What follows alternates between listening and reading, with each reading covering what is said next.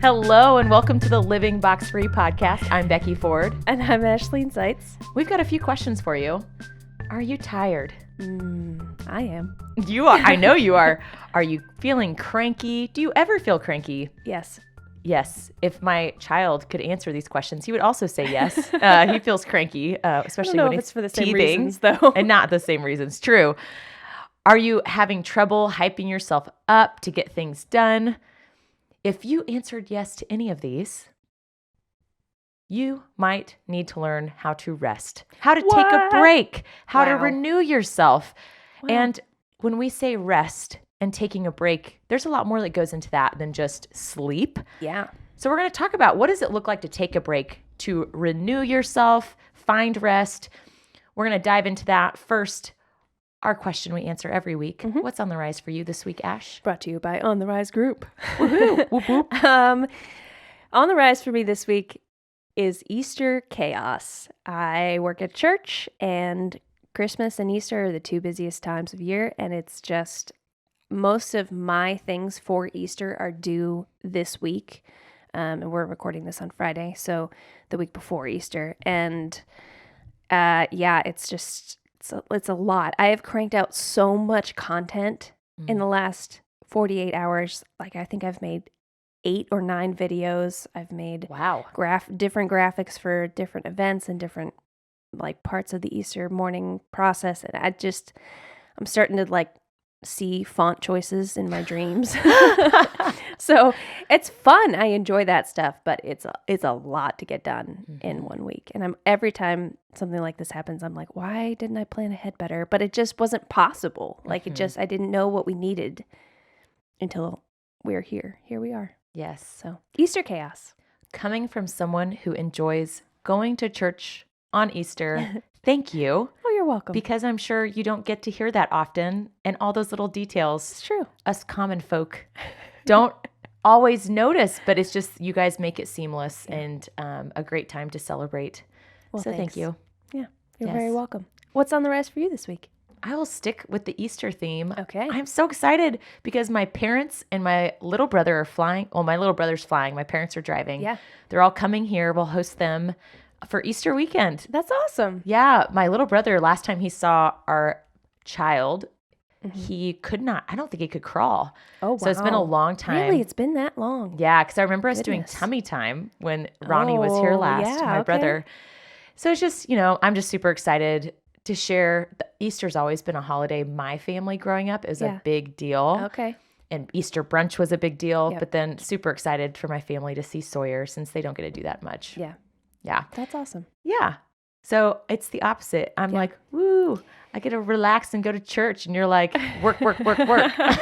That's so funny. Easter was not really a thing in my family at all, which I kind of loved that because it was a holiday that we didn't have, big plans for or whatever. But yeah. We always did a big Easter brunch, church. I mean, I think that's more Easter egg normal hunt. than not doing something. Yeah. Yeah. It's fun. I remember hunting for eggs and my parents being like, watch out for the goose poop. Don't pick up the goose poop. Pick up the eggs. Because we had all these ducks and geese. Yeah. And we would always do the Easter egg hunt by the pond. Did they look similar? You grab. If you're a competitive child, you grab for whatever's in the grass. You grab. And whatever you find, it's riches, whatever it is. Doesn't matter what it is. You found it first. I win. Yes. Okay, you can see a few of my character pieces of my childhood there. Let's talk about rest. Let's do it. All right. So just to give you an outline of where we're headed, we're going to talk about what is rest.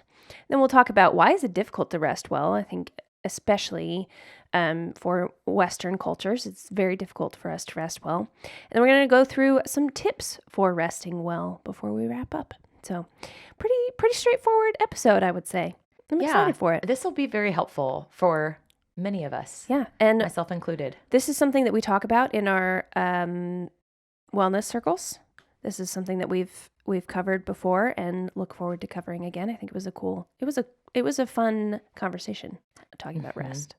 One of the takeaways I know a few people mentioned to me was when they think of rest, they only think of sleep. Yeah. And that is one of the things that probably opened up many people's eyes, myself included. Like there are many different types of rest that we need to be aware of and intentional about taking those different types of rest. Okay, so let's talk about it. What is rest? The actual definition is to cease work or movement in order to relax, refresh oneself, or recover strength. Becky doesn't believe in rest days. I just thought of that. Okay, I believe in rest. The whole recover strength thing. Active recovery. Yes. Active rest. Sure. Okay. All right. So a lot of this content, at least some of the concepts, we took from a TED Talk on rest by Sandra Dalton Smith, and I'll make sure to link to it in the podcast notes. It's I think 9 minutes long. It's a great little talk. Mm-hmm. But the thing that she says right at the beginning is that rest is the most underused, chemical-free, safe, and effective alternative therapy available to us. And I think I've watched the TED Talk 3 times now, and I was like, every time, like, oh, wow. Yeah, you're right. Okay. Talk about a value statement right there. Yeah. Yeah, the value in rest. Yeah, it's awesome. So, yeah, I'll link that in the show notes. But her main point is that all activity takes energy, but it takes different kinds of energy. So one kind of conversation with a friend might be like, you might laugh a lot and it's very stimulating and it's fun, but it still takes that sensory energy. Whereas another conversation with a conflict resolution conversation might take emotional energy. So we'll talk about the different types of rest that you need in a second. But most of us, I learned that I think it's over 50%. So most of us claim that our work is the cause of our stress, which is interesting. Mm-hmm. Is that true? I don't know. Yeah, so that's what we claim. That's what we say. Mm. But it's difficult. I feel like if work was better, then I could better handle the rest of life. So I don't know if it's necessarily that work is causing the stress, as I feel like it's adding on to the regular life stress. So I don't know. Yeah, I don't know if I would be in that camp or not. Yeah. It depends. I don't know if you count what all counts as work. Right. That's a different conversation. Yeah, that's a whole nother bucket. But I mean, honestly, 50%, if that's that's only half the population. I actually would have thought it'd be more. Yeah. But to your point, maybe it's just adding to stress, not the core root of where it comes from. Yeah. Yeah. So there are different types of rest, and we'll talk through her Sandra Dalton Smith's 7 types of rest. But I think as I was thinking about rest and how I go about it, a very obvious difference came to me as a snowboarding trip that I took recently with my roommate and my friend Allie, and then versus family vacations that I usually go on every year or every other year. They're both types of rest, but they're very different. So on family vacations, I am there to spend time with my family, especially my nieces and nephews, and it's fun. It's a good time, but I usually come back more tired than when I went. So I'm gaining emotional energy in some ways, but I'm also physically exhausted by the end of it. And so it just feels like it's great, but it's a specific type of rest. And then when I went on this snowboarding trip, we stayed in this Airbnb in Michigan on a lake. It was great. We pretty much did nothing except snowboard, eat, and read. I mean, that was it. And it was delightful. I mean, I think we played one game and we talked some, but we mostly just hung out. And that's an entirely different type of rest. And so I think we need variety in our lives of what kind of rest we need, especially as we figure out what our main stresses are and what's draining our energy. So let's talk about the 7 types of rest. Let's do it.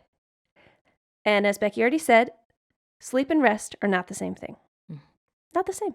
Okay, so there is mental rest, spiritual rest, emotional rest, social rest, sensory rest, creative rest, and physical rest. I know that's a long list, difficult to remember as I'm saying it, but let's talk through a couple of those. So how do we know what type of rest we need, or how do we focus on one type of rest? So we need to identify where we're using our energy and then rest according to that energy expenditure. So if we're talking about mental, you're using a lot of mental energy, maybe you need to plan regular breaks into your workday or any day and just set an alarm for every 2 hours and just take a couple minutes break and just say, it's okay, brain, you're done. You don't have to think right now. Or if you hear a lot of, like if you're a teacher in a classroom and you have so much sound and it's just constant sensory overload, then maybe you need a sensory break and you need to turn off the radio on the drive home or not watch TV on the evenings. Or one thing you can do is you can turn the captions on the TV and then turn the volume off. I've been doing that more and more frequently because it's less sensory overload for me. Let's see. You could be expending tons of creative energy, and maybe you're making things like I have been at work lately, and you need to decorate your office with things that inspire you, or you need to take an art break and just make something fun that doesn't have to be productive. And I think the most important part, we'll kind of come back to this, but you need to be honest with yourself about what's tiring you out. How do you feel when I say that? Is that difficult for you? Honest with myself with what's tiring me out. Yes. The difficult part for me is taking the break to reflect on what is tiring me out. That's the difficult thing. Okay, that makes sense. So for me, I don't think it's being honest. It's taking the time to say, okay, where do I need to rest? Where am I tired? I look at these and one that pops out to me, sensory. That looks so different for my husband compared to me because he is in a gym with loud music and tons of people all day long. When you were talking about your snowboarding trip and you said we had some conversation, I'm like, what? Some? How are you not like talking the whole time? And so what is probably more difficult for me is realizing that the person I'm married to, the person I live with, I need to be respectful of what rest he needs. Yeah, that makes sense. Because he needs more sensory rest when he comes home. He needs me to not talk his ear off, yeah, which is really hard for me. And he needs like it to be quiet. I am someone who working from home, or now that I do go back into the office, it is so quiet. Yeah. And I'm like, ooh, I need some music. I need the creativity, fun stuff. Right. So for me, this was a rabbit trail to say, no, it's not hard to be honest with what I need. Yeah. What's hard for me is being respectful of the person I live with that makes and what sense. they need, because it is different than me oftentimes. Yeah. I have lived with roommates where we function entirely differently, and it's difficult to remember. Even if you do understand and respect it, it's difficult to remember what the other person needs. Yeah. And so it can go as far as like just, oh, I totally forgot I wasn't supposed to turn on music before 8 a.m. Like I just forgot. Sorry. Yeah. And what I know it's nerdy, but having this list, it helps me to recognize those different types of rest, and it gives you terms you can use with the person you live with, or maybe it's even people you work with, and say, hey, I need a mental break. I'm going to block my calendar over the noon hour so that I can take a mental break. So to me, this gives us terms or a label to have dialogue to better communicate what we need. Yeah, that's great.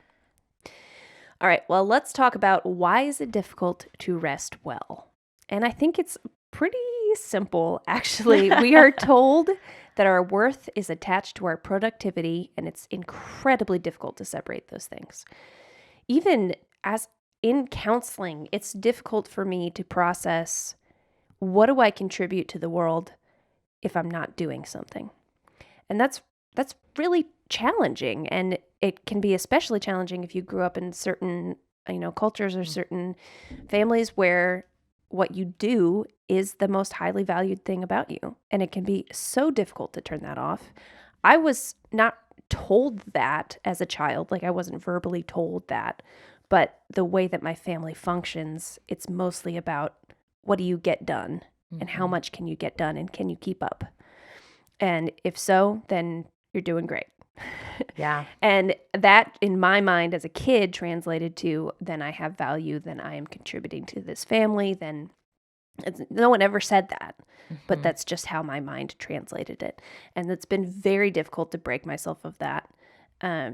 But sometimes I practice doing things that I feel like I wouldn't have been allowed to do as a child. Like I'll watch a movie at 10 a.m. Like I'll just be like, I'm a rebel. Yes. Yeah. And it feels good. Yes. I've gotten past the point now where I feel uncomfortable doing it. Even as you're talking about the what we do is where we culturally feel like we derive value. One of the things I've really loved learning about in the coaching classes I'm taking is discovering your who and your essence of your who. Okay. And even just last night, speaking of rest days, we did an active rest day from a physical standpoint. We did some cardio, and someone sent me a message afterwards and said, thank you for just your presence and fun and being goofy. Like you make the gym a positive experience for me.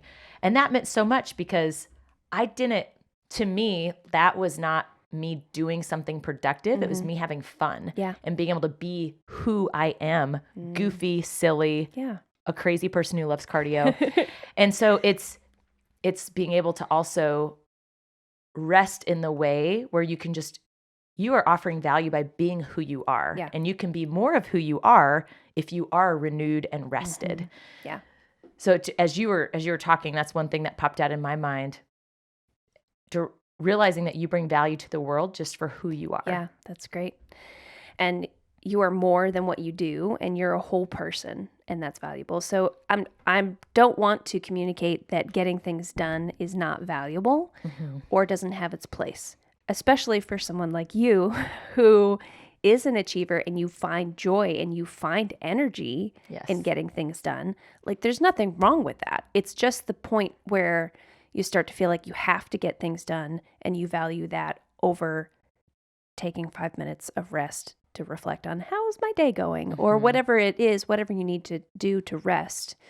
If you start to value getting things done above that, then you're kind of falling into that trap. And it's a pretty vicious cycle because you're just going to be burnt out.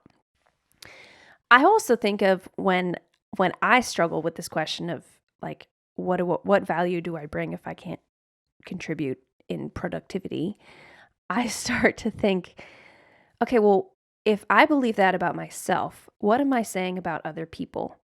Because, I mean, I 100% believe that people with disabilities are wonderful and they contribute to the world just by what, like you said, being who they are. And I want them around. I don't care if they can do something for me or not. That's not the point. That's not the point of existence and being community. I want them around. So if I believe about myself that I only bring value if I'm getting something done or like contributing in some way, well, then what does that say about, someone with Down syndrome? Or, I mean, that wasn't a good example. Someone in a wheelchair. Like, what is that? What am I saying about them?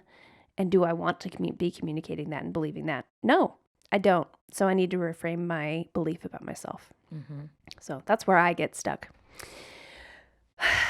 Okay, so that was just reason number one why it's difficult to rest well. The others will be simpler. I think we're told by the world that the world will end if we don't play our part. We are consistently communicated to that somehow everything will fall apart if we don't do what is expected of us. But I would like to challenge all of us that maybe what the world needs is the healthiest version of you, not what you can do on a bad day. And trying to become the healthiest version of you is how you can best contribute to the world. Preach. So that means that you have to spend time wondering, and we'll come back to this, but what's the healthiest version of you look like? I'm curious, does the healthiest version of you take more breaks in your vision, or does the healthiest version of you just get stuff done? What's crazy is I feel like I'm more productive than ever now, and I take more breaks than ever now. Yeah. I would have never have imagined of taking a lunch break before the pandemic. Yeah. I sat at my desk and I worked through lunch every single day because that was my most productive time because I was in constant meetings. Now I have a much better grasp of my calendar. I almost always take a break over the lunch hour And what I love, someone said it well. It was actually an organization that talks about optimal work. And they said working in sprints is more productive than working in a marathon. I think that makes sense. It totally makes sense. And it goes back to like the mental side. So I work really hard and I know that my brain is super productive the first part of the morning. And if I can, I'm going to go work out over the noon hour, come back to work, and I'm rested and my brain is now working better again after moving. So I feel like I take more breaks. I do try to also, sometimes I'll do work and walk my dog while I'm on a conference call. And that kind of feels like a break to me because I'm not sitting, but I'm being able to be more creative as I move and talk to someone versus sitting. So all of that to say, I feel like I am more productive because I take more breaks and I work in powerful sprints versus a slow marathon of sitting for 8 hours. And you're someone who loves getting things done. I love it. Yep. If you need breaks, we all need breaks. And even I know, I think we've talked about this some, like I will go work out at 4 p.m. sometimes, and I will have a 7 p.m. call with people in different time zones where it's like their morning time. And I don't feel exhausted because I took a break and I went and I moved, or I did spent time with my child. So all that to say, like you can still be very productive. And for me, it's mastering your calendar and working in sprints and not one big chunk of your day and then, work's done. Yep. It's just all one big life versus work life and personal life. Yeah. For me. Yeah. I had something else to say, but I can't remember what it was. So we're just going to move on. Oh, I was just going to say that yesterday I worked from 10 to 4, and then I took 2 hours to go to the gym, and then I worked again until midnight.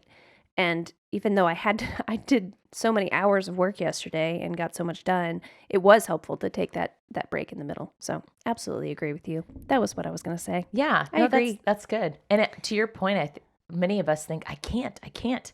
You will probably be more productive and more creative and sharp. Yeah, I think I got more done that way. Yeah, if you take that break. Yeah. Okay, so that's reason number 2. Reason number 3 that it is difficult to rest well is that it feels awful to not meet someone's expectations, or it can feel awful. If you are very emotionally regulated, you've done a lot of work on yourself, maybe you don't feel awful, and more power to you. I am impressed. Keep living your life, being your best self. Way to go. For the rest of us who still struggle when we don't meet someone's expectations, we just have met expectations, and so it's normal.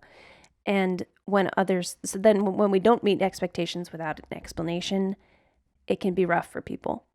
But remember, other people's disappointment is not your responsibility.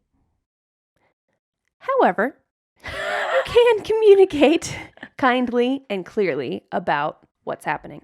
So some ways to say, you need a break, or to explain why you didn't meet an expectation is, you can say, I'm not my best self right now. I need a rest. You can say I'm burnt out and I'm not the kind of person I want to be. And to explain, why you're shifting your values or something, or why you're not able to spend time on something. Or which is the next one. I'm not living according to my values, which are this, if you're not spending enough time with your family and you're realizing that, and you can just explain that to someone. Or you can just be real clear and outline. You can just say, this is what you can expect from me this week. It's always helpful to do that in advance. But if you are already past the point of doing something in advance, just explain it in process. Be like, well, this is what I have today, and I will do the best that I can with what I have today. Or this is how I'm preparing so I can rest well this weekend. I have found with my work, it is kind of stressful to prepare for like that snowboarding trip. I was gone for 3 days during the week, and the beginning of the week is harder for me to be gone than the end of the week. And so I had to do a ton of work the week before to prepare everything that needed to happen while I was gone. But I communicated everything to my team and said, I need you to cover this. I need you to post this. This is what I have this all set, so that they don't feel like then when you're gone, you're not pulling your weight or you're, like, oh gosh, or you they're left them gone. high and dry. Right. Yeah. They understand what you did. Even if you can't fully prepare, they understand that you put some effort in to try to prepare. So those are my suggestions for ways to communicate when you're not meeting someone's expectations. Anything to add there? That's great. It is like a horrible feeling in my stomach when that happens. Yeah. And it's important to talk about it. So you have some really good prompts there that you shared with us. Awesome. All right. Well, let's talk about tips for resting well. I've got 4 of them. We'll Woo-hoo. see. Maybe Becky will add on. Who knows? So choose in advance what type of rest you will take. So I knew going into the snowboarding trip that I wanted to take both sensory and emotional and mental, honestly, rest. So I turned off all my notifications. I prepared the friends I was traveling with. I said, hey, this is not an activity trip for me. I want to snowboard and I want to read. That's it. And they were on board with that. And so snowboard on board. Wow. I couldn't help it. So having prepared, I knew that it was going to happen. And if I had not thought in advance about that, I might not have achieved that emotional, mental, physical, and sensory rest, because we might have just done things without me thinking about it. We might have just decided, oh, that sounds fun. Mm-hmm. And then I would have come back and been like, oh, wow, I'm still tired. What happened? Yeah. So plan in advance. Otherwise, you may have an unmet expectations. So yeah, you might come back and still be tired. Or others around you might have unmet expectations. I don't know. Have you ever vacationed with someone who had very different expectations of the vacation with you than you did? Like what it means to vacation? It's okay if not. I have. I don't think so. I was thinking about Wadapalooza. I don't know if that would count as a vacation. Oh, yeah. Or a trip. Yeah. Yeah, it was a trip. And there were definitely different expectations. Yeah. Some people were like, I want to go to the beach. Yeah. And other people were like, I just want to watch CrossFit. Yeah. I just want to shop. And some people wanted to sleep in. Others wanted to wake up early. So that one was probably, for those who listened to that episode, it was like 16 people in one Airbnb. Yes, that's a lot. That's a lot. So there were definitely a lot of not parallel expectations there. Yes. So it's often better to get on the same page so that if you need to compromise, you can compromise. Mm-hmm. Or even just say, okay, if there are times when you want to go to the beach and I want to go watch CrossFit, that's fine. Yeah. We'll just go our separate ways. I think about eating out. People are like, I want to cook all of our meals here. And other people are like, I want to eat out all the time. It's vacation. Right. So little things like that too. Yeah. So try to communicate in advance what type of rest you're going for and what that might look like. And you can change your mind. That's okay. But just try to plan in advance. Okay. That's number 1. Number 2, unplug as much as possible. This one's pretty straightforward. Yeah. But, don't be afraid to turn off your notifications. And if you can, prepare as much as you can in advance. Tell people I'm going away. I'm not going to be answering my phone. Or I'm just, if you plan a regular lunch hour between 12 and 1, set some sort of notification up and people know that you're not at your computer. It can be as simple as 5 minutes of just putting your phone down and being like, oh, nope, I'm not looking at it. It doesn't matter. If someone dies in the next 5 minutes, I'll call them back afterwards. Yeah. So yeah, if you can't prepare in advance, just remind yourself, will anything explode if I don't get this done? Probably the answer is no, unless you literally save lives for a living and there's no one to replace you, which is unusual for a life-saving career. Then it's probably going to be fine if it doesn't get done. So unplug as much as possible. Oh, you mentioned something that was very helpful. When you leave work, you communicated with your team members, like, who will backfill me for these positions? And if you have an out of office for work, put it on. So people know that you are out of office between these dates. And you can either say, here's my backup person, email, call them, or you can say, I will get back to you as soon as possible. Yeah. So that's one practice that I find works really well. Just, we talk about communicating these things, like use your out of office. Yeah. And the other thing that I love is that the iPhone now will tell people when you have do not disturb on. So put do not disturb on. Yeah, and the great thing is if someone can still text you and they are going to see your do not disturb is on, so they shouldn't expect you to reply.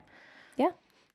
Have you seen that thing on social media about out of office replies? And it's like, out of office replies anywhere else in the world go like, I'm out backpacking for the next 3 months and I'll get back to you when I can.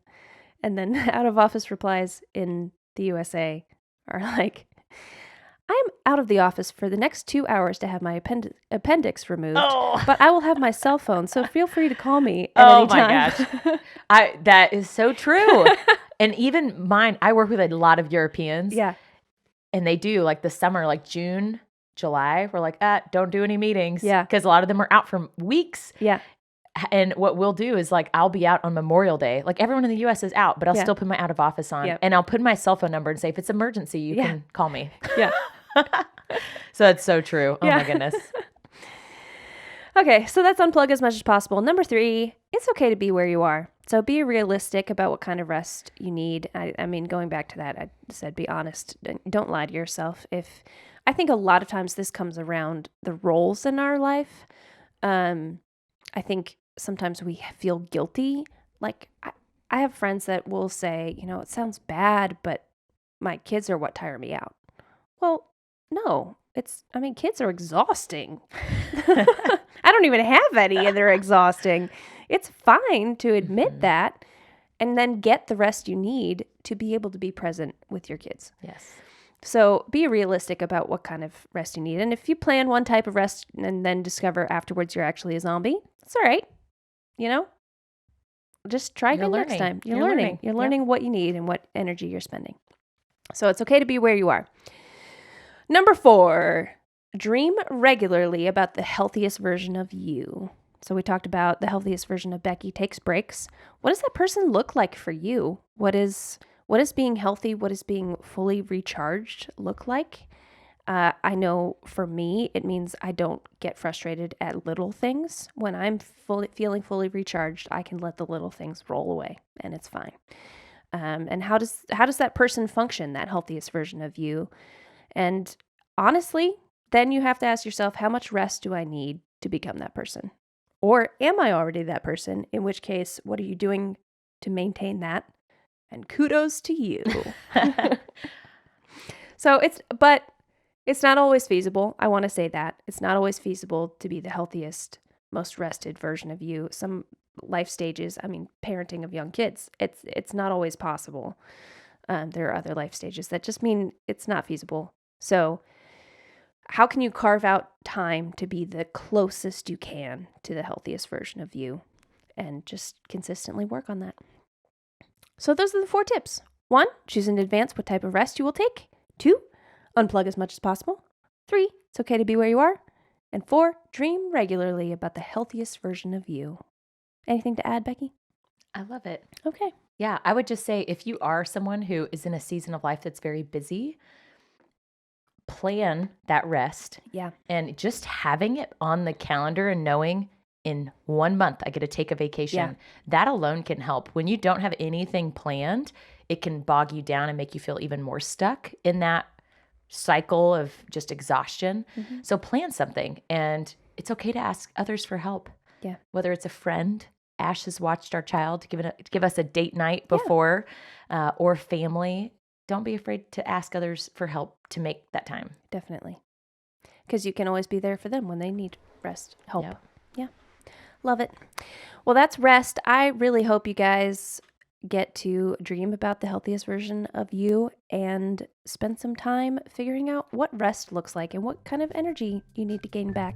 So, because I want you to be the healthiest version of you, all of you, including myself and Becky. Yes. I want that. Asher, dog sleeping? No? You want to be quite entertained. No, he's very restful. It's fine. He's taking this to heart. He's taking his rest. All right, friends. Thanks for joining us today, and we will talk to you next time. Bye.